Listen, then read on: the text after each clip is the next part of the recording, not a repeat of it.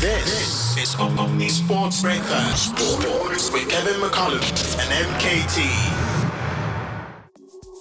Arsenal and City lose. Liverpool are comeback kings. Is the title race just a two-horse race now? Forest are in the top four. Could they possibly stay there? What a weekend if you're a Premier League fan.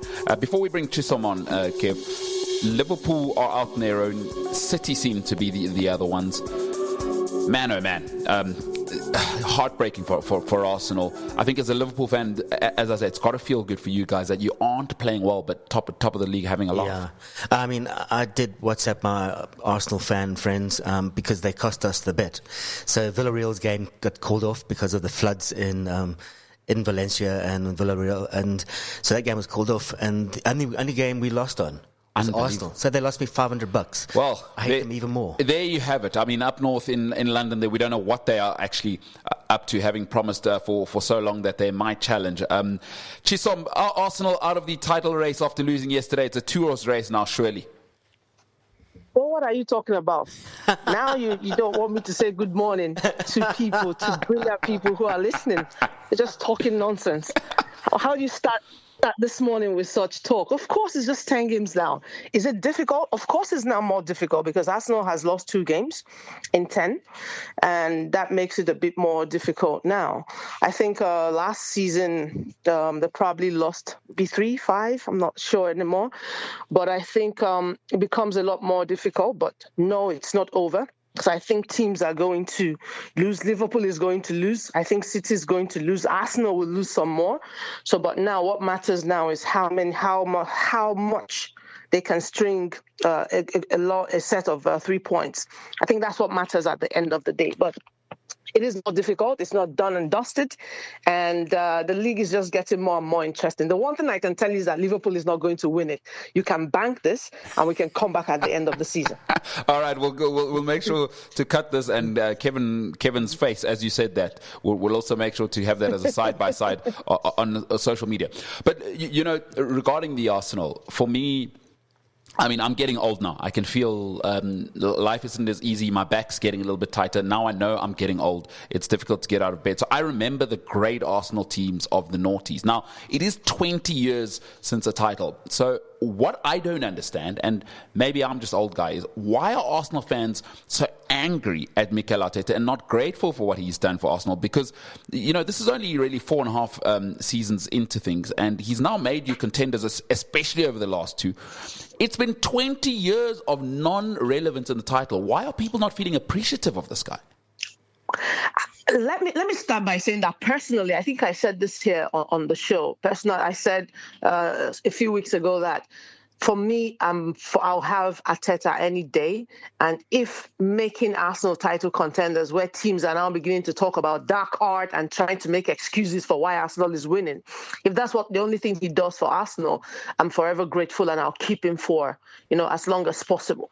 But also, I do understand why the fans are angry, because I'm saying to myself, Arsenal for 2 seasons had the title in the bag and they conspired to lose it, and they lost it, obviously. So at the end of the day, you've given a dog a bone to sniff, and then you've taken it away from the dog. So now they're asking for a lot more, because I think they understand what the team can do, because Arteta has made that very possible. Arteta has made people see that. So now they want a lot more. So I don't blame them. People always say, I'm saying to myself, just win something for Arsenal. Win something, Arteta. In the past, I used to smirk at the League Cup. Now I'm saying win the League Cup, because I think the boys need to win something as a group to begin to believe. Because I don't think that losing 2 seasons in a row after topping for such a long time becomes it has a psychological effect, a mental effect, more like it, on the guys. So I think that's why people are angry. But I think also Arteta for me personally, Arteta is also showing signs of Arsene Wenger. And ask me what I mean. What I mean is that he's becoming a bit too obstinate, a bit too stubborn, because it's very clear what Arsenal needs. I said it here earlier on in the season. If Arsenal does not get a top quality striker, they don't win the league. Okay, so you look at City. Now Arsenal is missing Odegaard very obvious because there's no creativity in the team. They're missing Odegaard. And I'm saying to people are saying, no, you can't just miss one player. If you don't miss one player, it becomes a problem. I'm saying to them, City, the only reason City has been grinding out results, at least they ground out results since Arsenal, after they lost Rodri, is because they have a very sharp attack. Honestly, I think they've struggled without Rodri, very clear. So I'm not surprised they lost against Bournemouth because it was coming. They were getting 1-0 wins, the 2-2 against Arsenal. They were very lucky to get that because Arsenal completely dominated that game. In the past, Arsenal don't dominate that much, okay? Because they're missing the likes of Rodri, they're missing KDB, very obvious. They're grinding out results. Now, if these guys don't come back sooner, you'll find that City will lose a lot more games. I'm telling you the truth. So yes, it's annoying to say we're missing one player or two players, but the fact is that you do miss certain players when they are not there. But City, the difference between City and Arsenal, I'm saying to people, Man City won the league and they still bought Haaland because they knew that they had to have that attacker. Who wins the league without an out-and-out striker? You can't keep playing Kai Havertz, who when he's not scoring, he looks like a dud completely. Even though he's working hard, to be very fair to him, but he's not an out-and-out striker. Arsenal needs that. I said if they don't do it, they don't win the league.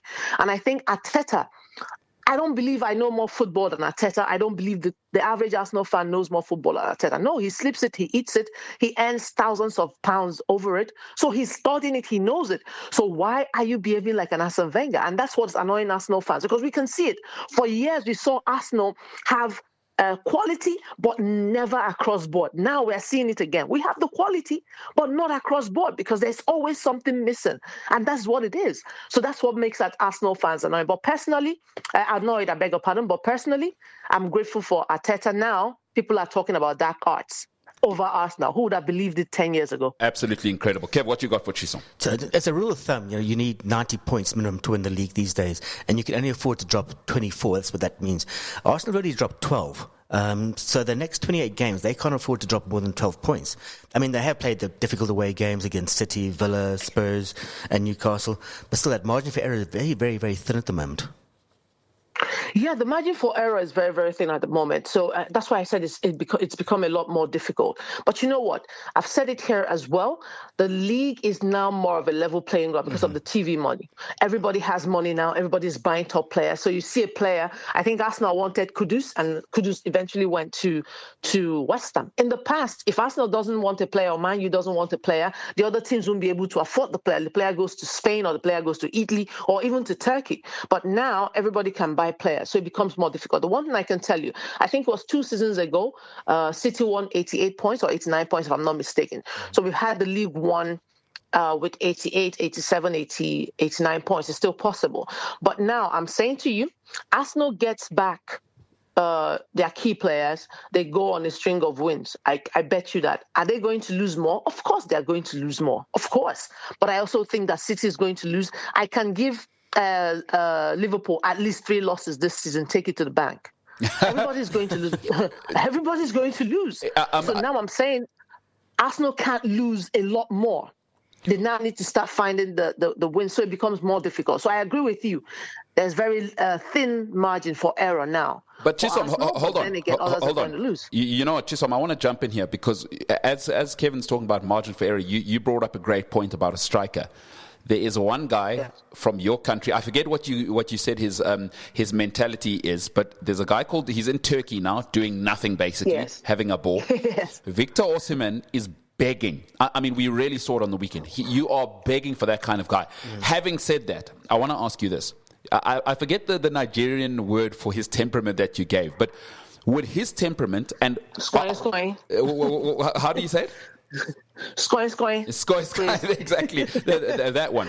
Because we know Arteta is militant. Would that mix work? And is Victor Osimhen someone you'd want at Arsenal? Personally, yes. I'd want him at Arsenal because I think he's better than everything that we have up front right now. I think for me, though, I want somebody who is a playing striker. That's what I want. I think that's what Arsenal needs because this guy is crap. right now, all due respect to him, Sterling, okay? But I remember when Sterling came and the first few games he played, you could see the frustration on his face because Sterling was used to running and having the ball passed to him. But you could see Arsenal were playing all those stupid passes that we play sometimes, and he'd turn and look. And as Arsenal fans, we would point it out and we start laughing. He's not used to this. So the way Arsenal plays, you need more of a playing striker and somebody who can create something from nothing. That's what we need. We need that kind of a striker. Is Victor that kind of a striker? Probably not, because Victor would rather stay up there and then get the results and the points. But at the moment, if we had what do you call it? If we had our midfield, our creative midfielder back, Odegaard, I think he becomes more useful. Will I have him right now? Of course I would have him right now. Do I think he would want to come to Arsenal? Probably not. Probably not, because people would say, why? Because I remember a few years ago, Tottenham wanted him. Mourinho was going to pay a shitload of money for him. He said no. I know because I tried to make that call. I was contacted to help. And I called this guy, begged him. He wouldn't even take my call. His manager was just saying to me, his Nigerian manager was just saying to me, he doesn't want to play for Tottenham. And they were willing to pay a lot of money. Mind you, they were also... Well, that's also understandable. It's Tottenham. It is Tottenham. But the point is that he's not... Everybody wants to come to the Premier League. He's not looking for that. But I'll take him. I have a lot of my Arsenal fans who don't want him, because especially the Nigerian ones, they're saying, no, he's too stubborn. We don't need that anymore, because Arteta has already cleared out the players who he believes are bad influences. And I think for me, that's what we need. We need Agberos. We need crazy people. All these soft nonsense, tiki-taki boys looking like they've just gone back and eaten some cereal and coming to play. I don't want that crap. I don't want it anymore. No, I hear you, Chisom. I've got 60 seconds. For me, I think we'll finish off on this. Obviously, I don't know if you heard, Man United Chelsea has been called El Crapico for being maybe the worst game of the season. Absolutely terrible yesterday. So I don't want to bore our listeners with reviewing that. For me, let me just say that United are even more useless than I thought. All these baggers had to do was get the 3 points from Chelsea, so Chelsea stays below Arsenal. But they couldn't even do that. They should lose 7 more even this season. Nonsense. Useless team. That's what they are. Well, let's finish off on a positive. Angolan Portuguese man Nuno Espirito Santo. What an insane job he's doing at Nottingham Forest. I mean, second best defense in the league, 7 conceded in 10 games. Top 6 for a club like them is absolutely insane. It is insane, and I love that dude. This is something about him that I love so much. And this is what I can say. Of course, they're not going to finish top 4. But what he's done is he's bought himself and his team a lifeline. A bit like what Brighton has done over the seasons as well. Because you have to remember, 2 seasons in a row, they fought relegation. Now, they are top 4. Top 4. I think they've moved down to 5th. No. They're still top 4 or 5th. I'm not sure anymore. But let me put it like this. The only thing I can say is they've bought for themselves a lifeline, and that is good, because I'm really happy to see him changing things now, because I think he's gotten the short end of the stick, a lot of stick for what he's done. But he's a brilliant coach, and hopefully they finish. They go to the Europa Conference at the end of the day. I'd really love to see that. Nottingham Forest in 3rd place above Chelsea. So it goes Liverpool 25 points, Man City 23 points, Nottingham Forest 19 points, and Chelsea on 18 points. Chisom, I want to get you out of here on this one. My good old one of my favorite people in the media is Patrice Evra. I don't know if you saw his interview with Rio Ferdinand, and I'll let you rest with this one. He said watching Arsenal is like watching Netflix. You always have to wait for the next season. which I absolutely love. Chisom, I know, where are you now? You're in Casablanca, huh? I'm in Casablanca here to work for CAF in the Women's Champions League. So I'm really excited to be here and see what the girls can do.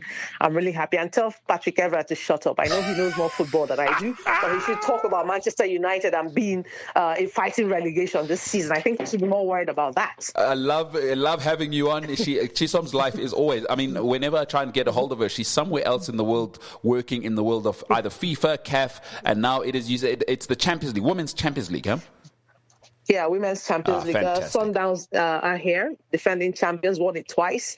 And also we have a Nigerian team here and 2 South African teams, courtesy of Sundowns being champions. So I'll give you guys some stories about it as we go along. Hopefully Nigeria wins it and Sundowns doesn't, obviously. No one's saying that. No. As South Africans, we were saying the opposite of what you're saying. Chisom, we appreciate you. Enjoy yourself and be safe out there and enjoy the football. Thank you very much. Bye, guys. All right, cheers. She's always so busy. It's crazy. I mean, I tried to get, as I was chatting to her for production for the show today, she says, I'm in Casablanca. I'm like, when did you go there? You were just in South America for something else. She's always on the move. And as you can hear, super high energy. If you want to be part of the conversation, 0788 777716. Are Arsenal out of the title race? Or do you think, like Chisom, that the league is now too good to already be writing them off? In 60 seconds, we'll talk about another team that's definitely out of it. Kaizer Chiefs. They're in all sorts of trouble. What is the problem there? We'll finish off with former Bafana captain Bongani Khumalo, who's going to join us on the show. Listen live and on demand. Welcome to Omni Sport.